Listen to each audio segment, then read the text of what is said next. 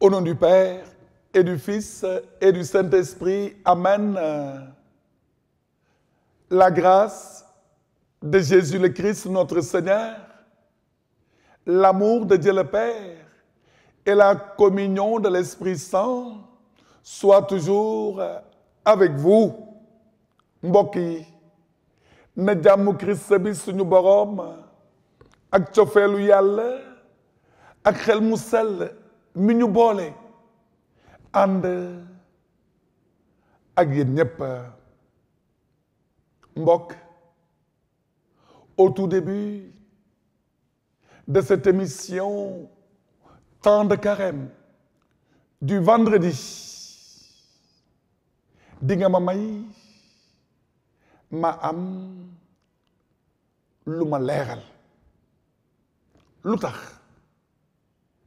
parce que lu leer day leeral lu lëndëm parce que lu leer day leeral loo xam ni nanduñu ko ni ñu ko waroon a nandee. Le carême chrétien est une période privilégiée de 40 jours de jeûne, d'abstinence, de prière, de pardon, de conversion et de retour à Dieu. 40 jours, ñeent fukki fan. ci biir koor googule jàngu bi nañu am na ñaari bés yuñ ci gën a fësal muy mercredi des cendres ak vendredi saint doon bésu jeûne obligatoire. Mandement de carême bi ngeen di gis nii moo ñu ko may te dellu si waat na ci ba mu leer naññ mel ni pettaawu bëccëg. Lan lañu mandement may lan lañu mandement bi wax. Mandement de carême 2025 à la page 10 bind na lii: pour mieux comprendre le carême conformément au code de droit canonique, les canons 1249 à 1253, les lois du jeûne et de l'abstinence doivent être observées dans les conditions suivantes. Le jeûne reste obligatoire le mercredi des cendres et le vendredi saint. Canon 1251. Ils sont tenus, tous les chrétiens, âgés de 18 ans à 59 ans accomplis. Mandement wu carême nee na jaarale ko ci code de droit canonique ne woor doon na obligation kenn mënu ko leb bésu mercredi des cendres ak bésu vendredi saint. Canon 1251. Mandement di xuus newaat le jeûne chrétien consiste à ne faire qu'un repas dans la journée, le matin, à midi ou le soir.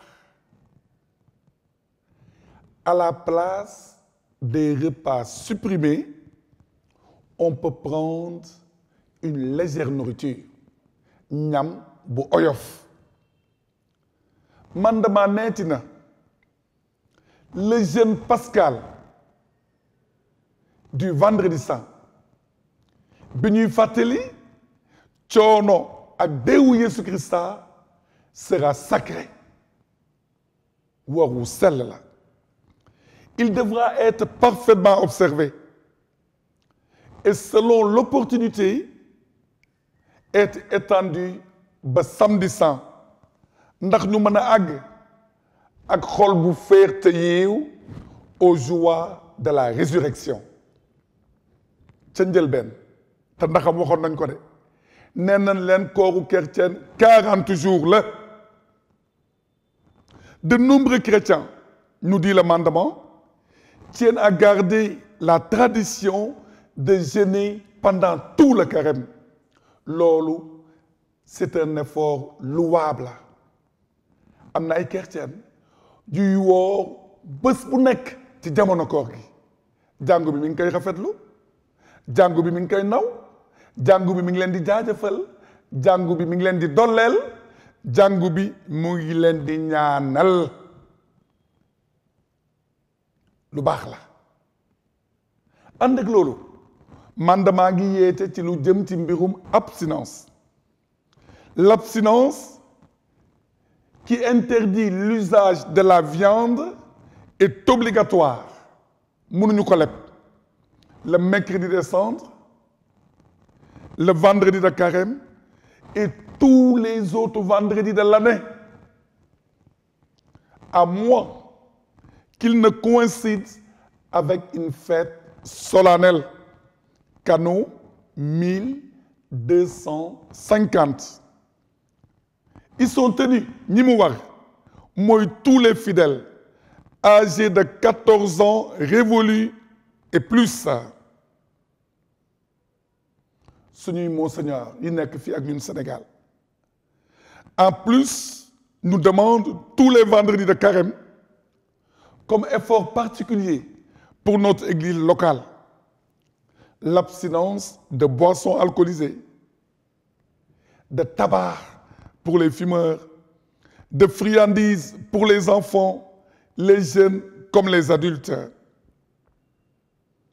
Mbokk lii laa bëggoon leeral ndax mu leer ci boppu ñëpp ci xelu ñëpp ci yéenewu ñëpp ci ku nekk ni ngay gisee ak ni ngay séentoo kooru chrétien kenn mënu ko wàññi kooru chrétien kenn mënu ko tuutiil d'ailleurs kenn ci àdduna si munoo wàññi wala tuutiil sa koor wala kooru morom koor sama diggante la man ak yàlla koor sama diggante la man ak sama morom koor sama diggante la man ak sama bopp diggante gu ni la mel yàlla nañu yàlla may mu rafet yiiw dëggu te sell.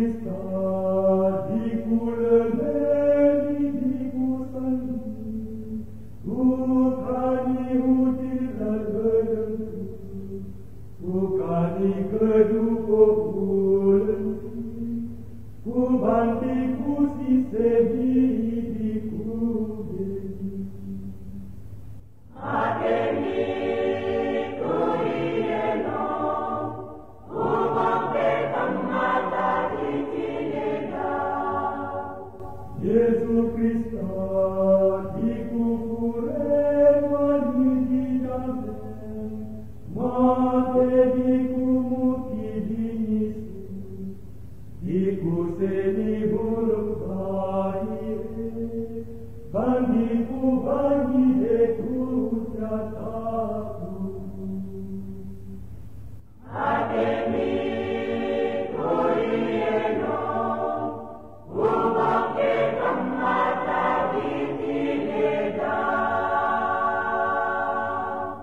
Mon ami, vendredi dernier, au cours de l'émission Temps de Carême, nous avions promis de revenir avec toi en guise de méditation sur les 7 dernières paroles du Christ en croix et sur la croix. Cette méditation devrait, avec la grâce de Dieu, nous aider tous à prendre davantage conscience de l'immensité de l'amour de Jésus-Christ. Mon ami, Jésus a tout fait pour toi. Jésus a tout fait pour moi. Jésus a tout accepté par amour pour toi. Jésus a tout accepté par amour pour moi. Mbokk Pape Benoît XVI moo doon wax ni Yeesu Krista deseeletu la dara. Yeesu Krista jox na la lépp. Yeesu Krista may na la lépp. dóor nañu ko ngir yow mu nangu ko. saaga nañu ko ngir yow mu nangu ko. tuutil nañu ko ngir yow mu nangu ko. teg nañu metteelu dëkk ci boppam ngir yow mu nangu ko. daaj nañu ko ci bantu croix bi ngir yow mu nangu ko. tuur na deretam ngir cofeel gi mu la ameel. Mon ami, ce que Jésus-Christ a fait pour toi, en es-tu réellement conscient? Mon ami, est-ce que tu te rends compte de tout ce que Jésus-Christ a accepté par amour pour toi? Mon ami, es-tu réellement conscient de la totalité d'amour que le Christ t'apporte? Mbokki Yëmbal, mbokki Caajaay, mbokki Fadial, mbokki Joal, mbokki Tëngéej, mbokki Ñaasiya, Morolan, Djibonker, Grand Dakar, Jaksaaw wala Daaru Xan, lépp li Christ bi def ci yow lan lay tekki ci sa dund? lépp li Christ bi nangu ngir yow naka nga koy jëriñoo tey ci li ngay wax, ci li ngay def, ci li nga doon? Mbokk kaay ma dee la jox ma nopp bu baax bi. Christ sopp na la de. Christ deseelatu la dara. Christ jox na la lépp. Oui, il t'a tout donné. Mbokk jàppal ma loolu waay. Mbokk héritage bu ni la mel bu ko foowee mukk. Mbokk maa ngi lay ñaanal nga bañ a fàtte li la Christ bi nangul. Mbokk ñaanalal abetiw mu bañ a fàtte li ko Christ bi nangul la.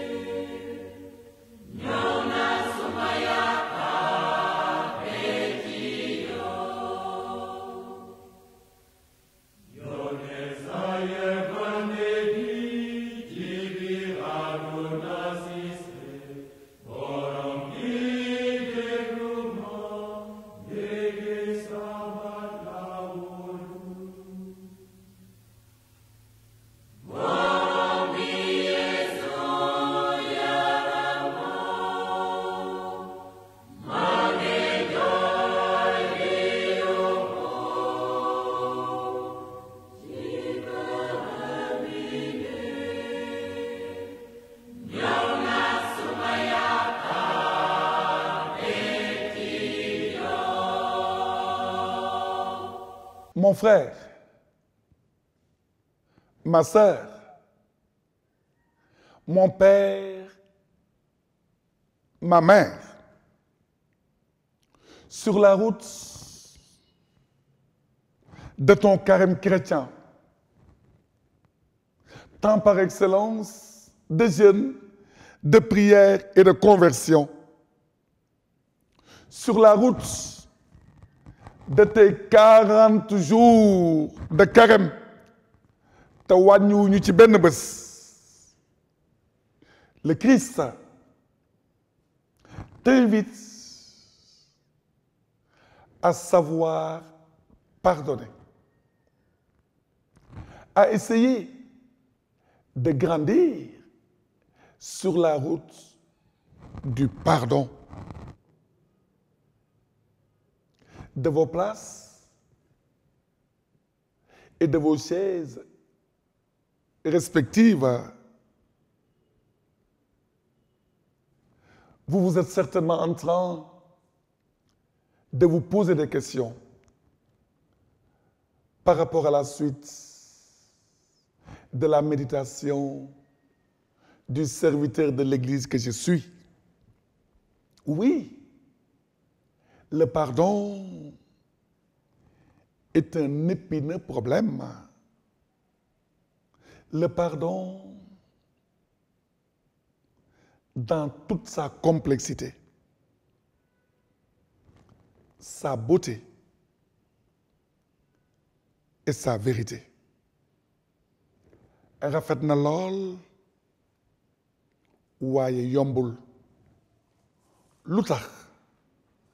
Parce que yow ni ki man ay nit lañu. Père, disait Jésus-Christ sur le bois de la croix. Pardonne-leur, ils ne savent pas ce qu'ils font. Baay, baal leen seeni bàkkaar, dañoo xamul li ñuy def. Loolu le Christ bi doon ñaanal ñi ko tuumaal, ñi ko daan ak ñi ko jàppoon ndax rey ko.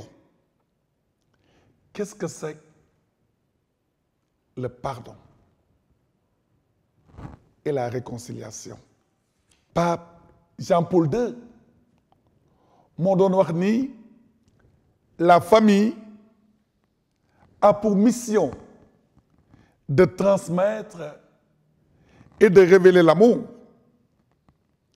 Pardonner et réconcilier, baale ak jubóole, c'est faire revivre ensemble.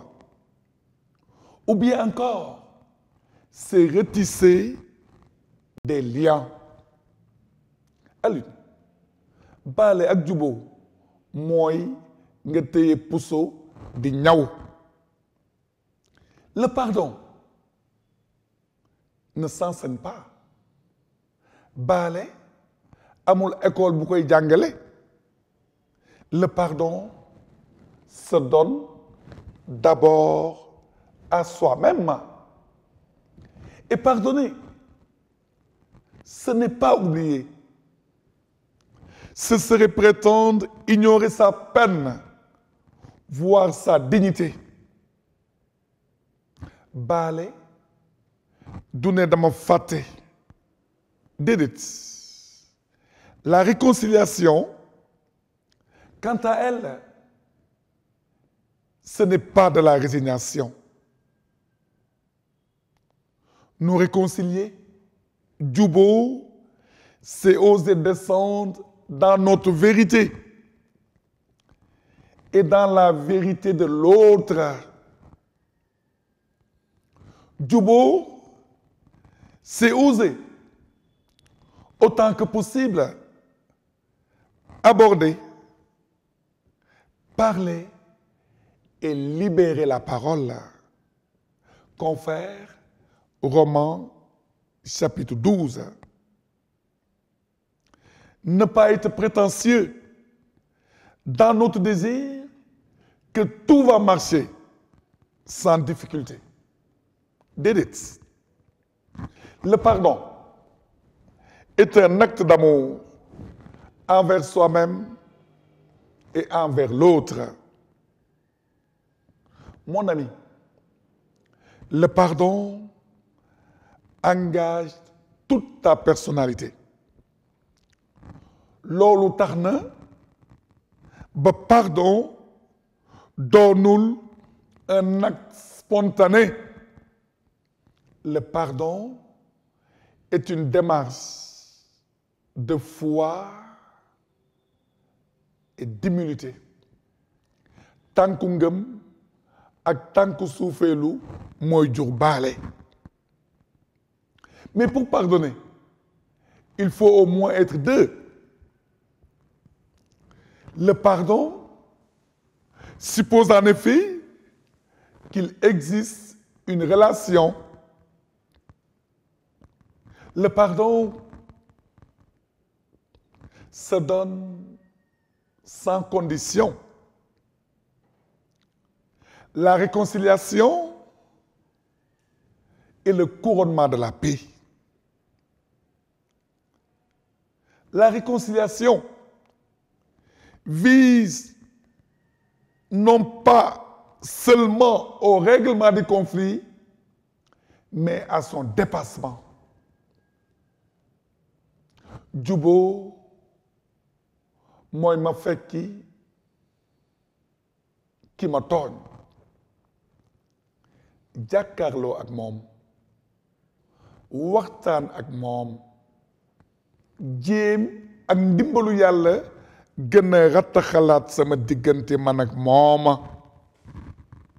La réconciliation s'accompagne d'un pardon sincère. Toute offense appelle le pardon pour que la relation bi yàqu mën a dajewaat ak harmonie. En l'absence de pardon, la relation peut être détruite à tout jamais. Fu mbaale amul diggante mën na fa yàqu ba faw. Mbokk kenn matul du man du yow du yow du man guddi ak bëccëg ñu ngi tooñ yàlla te saa yu ñu ko tooñee ñu ngi koy ñaan mu baal ñu. Suñu yàlla dee baal yàlla na ñu may itam ñuy jéem di baalante ci suñu biir. Manque de pardon mbokk yàq na tey lu bari. À cause du manque de pardon papa ak maman tuddanteetuñu. À cause du manque de pardon ay waajur waxatuñu ak seen doom bu góor wala bu jigéen. À cause du manque de pardon nit a ngi xulloo di xeex di wax wala di def lu ñaaw sa moroom. À cause du manque de pardon am na ñu bari ñoo xam ni seen jàmm dafa tukki. Oui, mon ami, le pardon m'interpelle. Le pardon t'interpelle. Le pardon nous interpelle. Lu tax ñu war a baale. Pourquoi pardonner? Parce que le pardon est un acte d'amour de Dieu et du prochain. Parce que c'est Dieu qui nous demande de pardonner. Aimez-vous les uns les autres comme je vous ai aimé. Pardonnez-vous les uns aux autres comme je vous pardonne. Le pardon est un acte de soumission au Seigneur.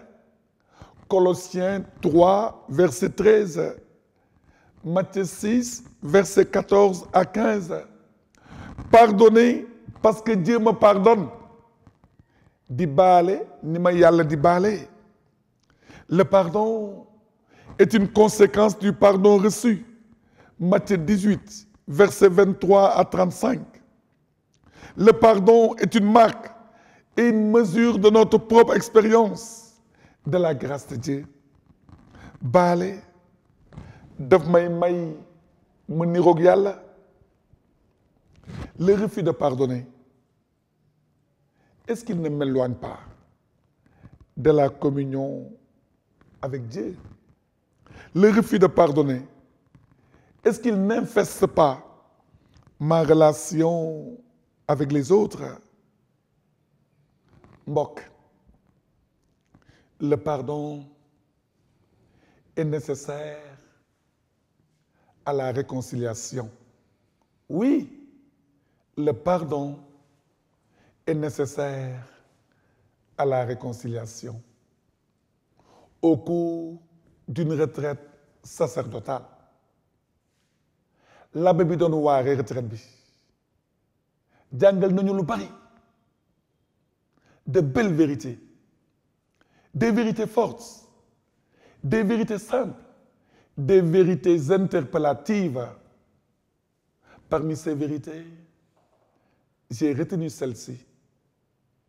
Il nous disait, notre prédicateur de retraite, c'était au foyer de charité du Cap de Biche, qu'un pardon non donné, un pardon non reçu, un pardon non demandé peut empoisonner toute une vie. L'abbé boobu daf ñu doon ni baale bu ñu ñaanul, baale bu ñu jotul, baale bu ñu doxul, baale bu ñu joxewul mën na fat ba faw suñu xol la.